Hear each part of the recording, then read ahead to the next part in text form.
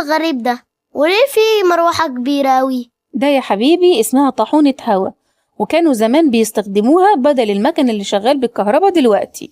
وده بيشتغل ازاي؟ لما يكون في رياح، الشفرات الكبيرة دي بتدور وبتحرك تروس موجودة جوه الطاحونة، وده كان بيساعد في طحن الحبوب علشان يعملوا منه الدقيق بتاع العيش. يعني كانوا بيطحنوا الدقيق بالهواء؟ واو! بالظبط.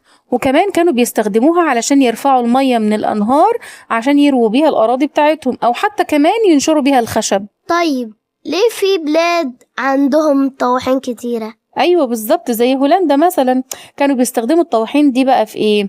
في حماية الأراضي من الفيضانات، وكمان عشان يحركوا المية بعيد عن القرى. وليه مش بنشوفها دلوقتي؟ لأن دلوقتي احنا بنعتمد بشكل كبير على محطات الكهرباء، عندنا محطات كهرباء حديثة، لكن الفكرة لسه موجودة. ودلوقتي عندنا توربينات الرياح دي، احنا بنستخدمها في توليد الكهرباء بدل من طحن الحبوب. طيب لو مفيش رياح هنجيب كهرباء منين؟ هنستخدم الطاقة الشمسية. ده شكلها قصة كبيرة قوي.